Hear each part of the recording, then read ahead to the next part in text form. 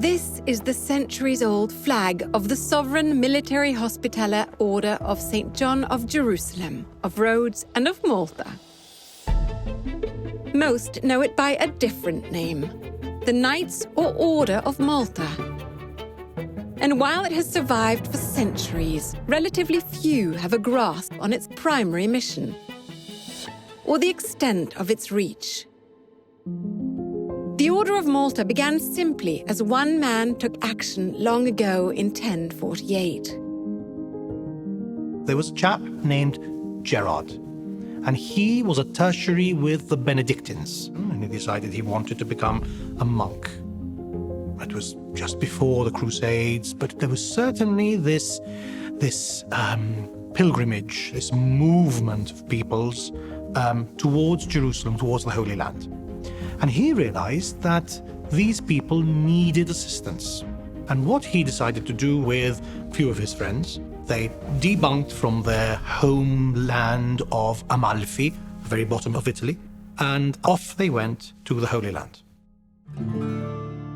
Gerard set up this organization in Jerusalem, in various ports in the Mediterranean, and their mission was Hospitallers. In fact, the Order of Malta is known as the Hospitaller Order. There were a number of other orders that popped up in the Holy Lands at that time. You can talk about the Order of the Holy Sepulchre, or the Teutonic Knights, or the very famous Templars. Well, the Order of Malta was one of these organizations, with a pure and simple ethos of assisting the pilgrim en route to Jerusalem.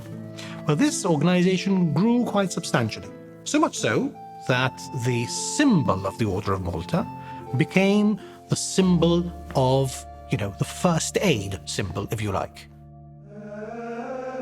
At this point, in the year 1113, the Pope, Pascal II, decides that this organization has remained within the ethos of the Benedictine order, but has drifted away enough for it to become its own independent religious order. So in the year 1113, Pope Pascal II issues the papal edict, if you like, the papal bull, named Pie Postulatio Voluntatis. And this is the document that creates the order, that says, right, this band of brothers is now a religious order in all effects.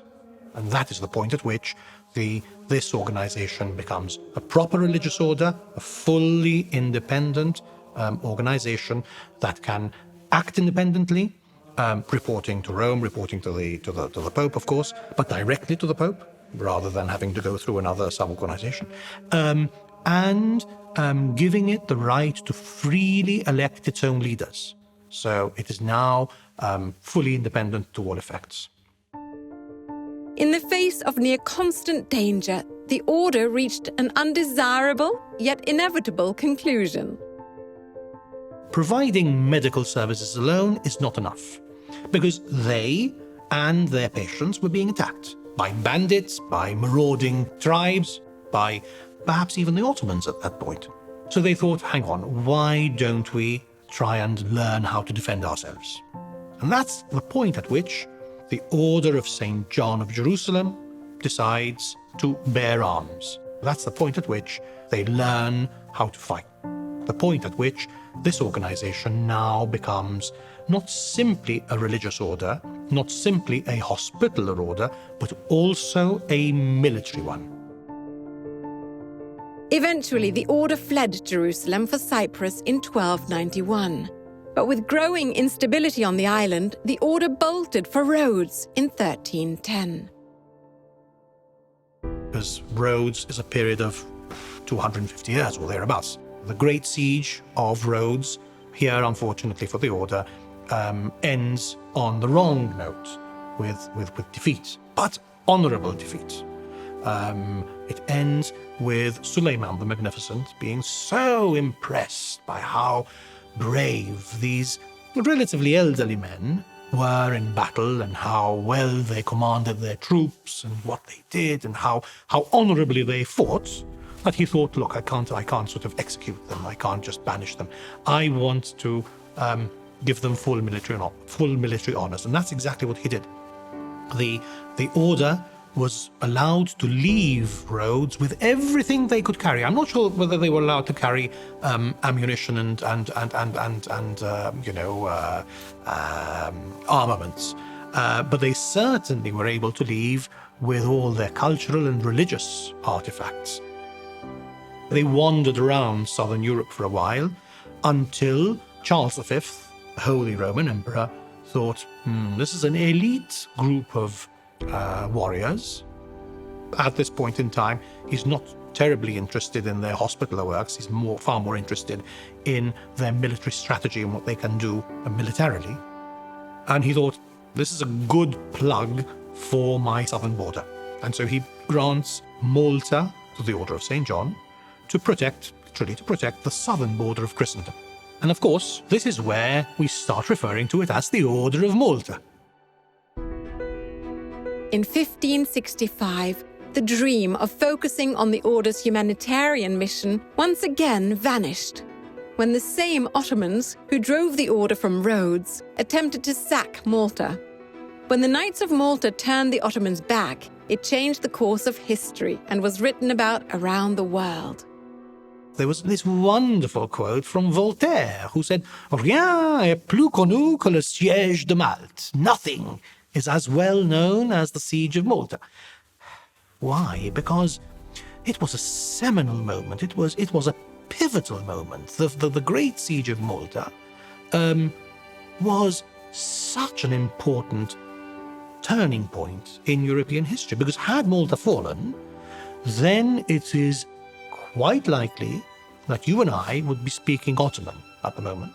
It's very likely that the Ottoman Empire would have gone on to invade Sicily and Italy and moved up in very much the same way as it moved north and westwards and was stopped at Vienna. The Order of Malta flourished for more than 2 centuries, developing an enviable reputation that drew many European nobles.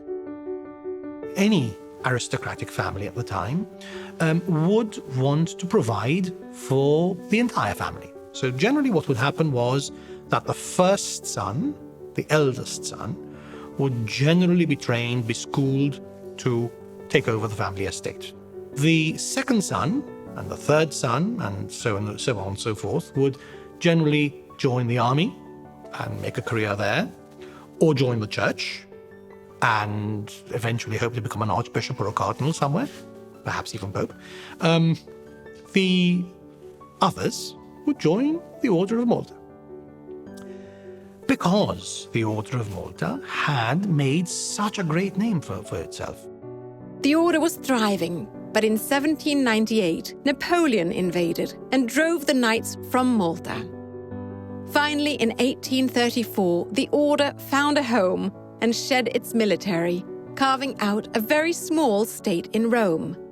It's so compact, if you stand outside the gate, you're in Italy, and you can look through the keyhole across Maltese territory to the sovereign state Vatican City on the other side. One of the strengths of the Order of Malta is the structure that's allowed it to continuously operate for centuries, even under the harshest of conditions. In biology, we talk about dichotomy, about things that have 2 sides to them. Like we can say that we are dichotomous because we've got the left and the right, the left arm and the right. Well, I think that the Order of Malta is a little bit weird in that it is trichotomous. It has 3 sides to it. The first one, it is a lay religious order of the Catholic Church. That is predominantly what the order is. The second facet is that it is a sovereign entity. Therefore, it exchanges ambassadors with other states and other sovereign entities. It sits as an observer in the United Nations. It exchanges ambassadors with the European Union. It has ambassadors in around 110 states and sovereign entities around the world. The third phase is that the order is a humanitarian organization. Now, all three, like, I don't know, the sides of a coin, if you like. You've got one side of a coin and the other side of the coin, and then you've got the rim round the edge, are extremely important. They can't exist without the other, at least not within the ethos of the Order of Malta. We we leverage one onto the other. So the fact that we exchange ambassadors, the fact that we follow diplomatic protocol, the fact that we have a palace in Rome where we welcome foreign dignitaries, is all used not as a means in itself, because if that were the case, then, as St. Paul says, it would be simply an empty gong. That is used as a stepping stone, as an enabler to allow us to then go into areas in the world where other organizations might find difficulty. So we use the fact that we are a religious order, that we are a sovereign entity, to assist our humanitarian mission, to provide assistance to those who need it around the world. We are, as I said, a sovereign entity that possesses neither citizens nor territory, which places us in a very, very funny situation. But yet, ironically, it places us in an extremely strong position. We have nowhere to invade. There's no one to conquer. And therefore, we are in the best position to be able to mediate, to be able to assist, to be able to provide help to those who need it, irrespective what flag, what creed they profess, and whatever part of the world they come from. We are, as I said, trusted internationally by international agencies, by various states, and that is also aided by the fact that we have exchanged diplomatic relations with them. They know us as a reliable partner. They know us as an equal. They know us as an equivalent sovereign entity, and therefore they trust us. And that is what enables us to leverage the relatively small organization that we are into a worldwide assistance humanitarian project, providing schools, providing hospitals, providing first aid assistance, providing residences for the elderly, providing ambulance corps, providing soup kitchens, providing simple assistance to the elderly and to the lonely, providing assistance to young children who might be orphaned. It's a huge rainbow of activity all across the world.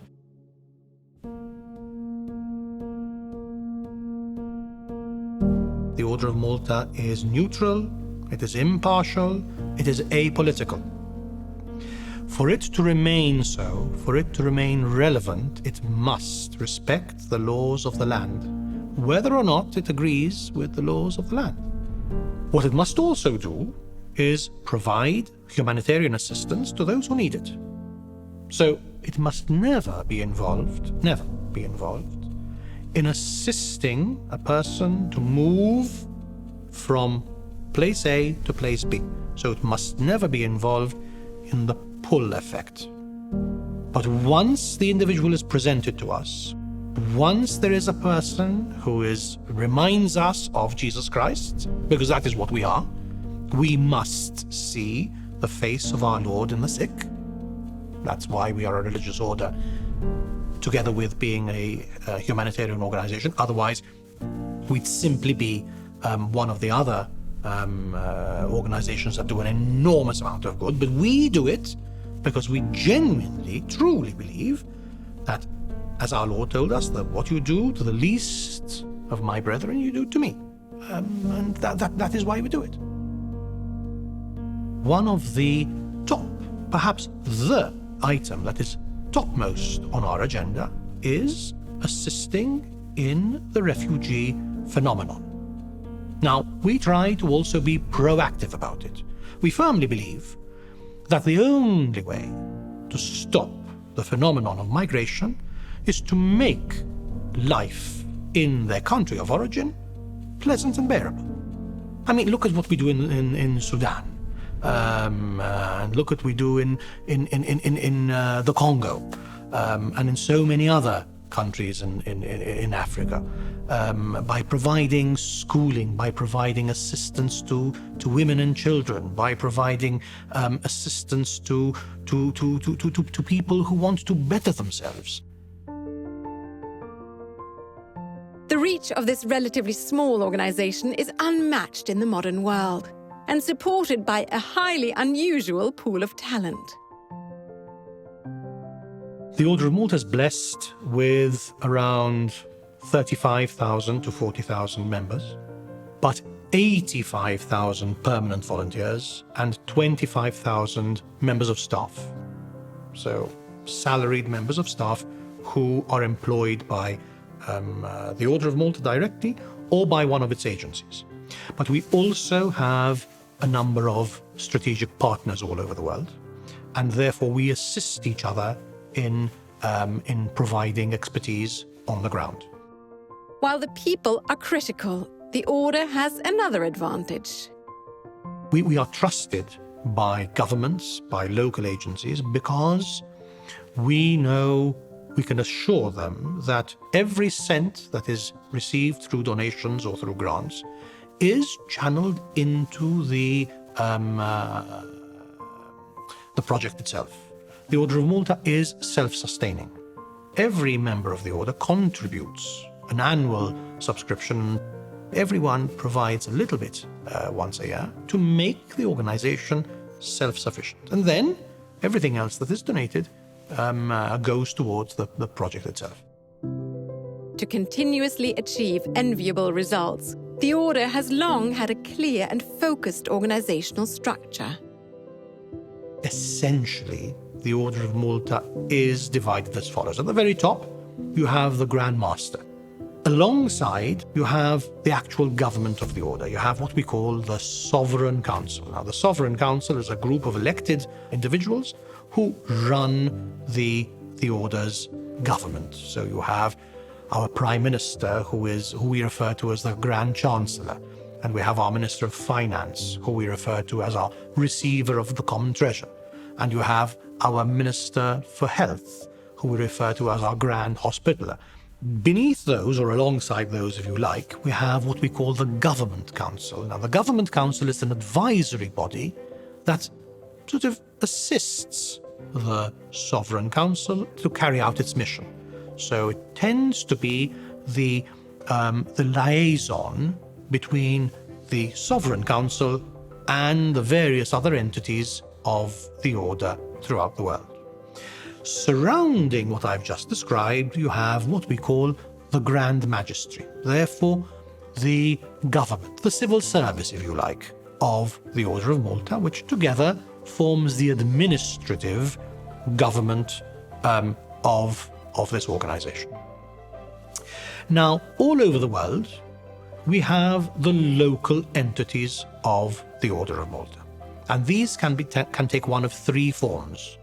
They can either be a grand priory, or they can be called a sub-priory, or they can be called, like in Malta, a national association. There are about, I'm not entirely sure, but about eight grand priories and about 6 sub-priories, and something like 45, 46, 47 national associations.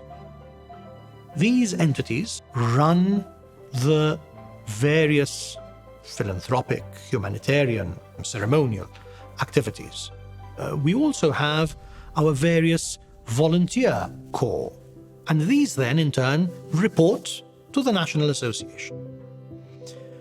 Parallel to all this, we have a number of other organizations, perhaps the most important of which is the organization we refer to as Maltese or Maltese International.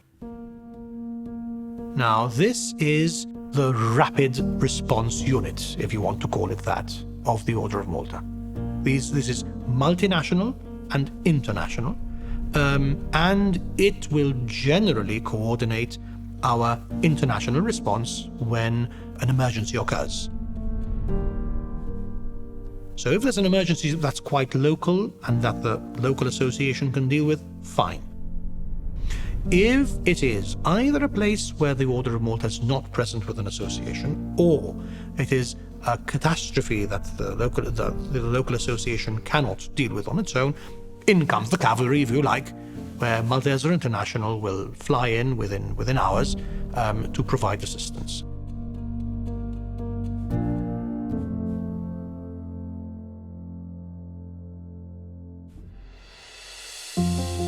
The diversity within the Order's membership has broadened significantly from the requirements of the original Knights. Up until perhaps 100, 150 years ago, almost all the members of the Order were professed Knights. They were individuals who've taken the 3 vows of poverty, chastity, and obedience. And they reside, and of course what I mean by the word reside is reside spiritually, if you like, within a grand priory. That is their home. So that is where they would, be represented.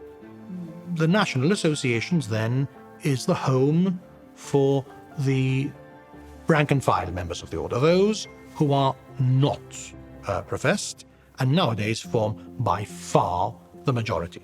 Nowadays we have around 60 professed Knights, 35,000 rank and file members. And I'm very proud to say that here in Malta I have 2 dames on my council. I find that it is extremely important to have the female touch because, it's so important in any organization, I feel, to have a balance. To ensure its long-term effectiveness, the Order is continuously adapting to, rather than resisting, change. We are currently going through a process of reform. How the Order of Malta operates, who is eligible to lead the Order. We are an organization that has its roots in aristocracy and nobility. Certain roles within the Order of Malta are reserved for the nobility. But I also believe that we need to be a little more universal about things. And we need to realize that in today's day and age, we need to lean on the experience, the knowledge, the resources of a much wider cross-section of humanity. And it is only by doing that, by having the courage to change, that can lead to the improvement and the growth of any organization.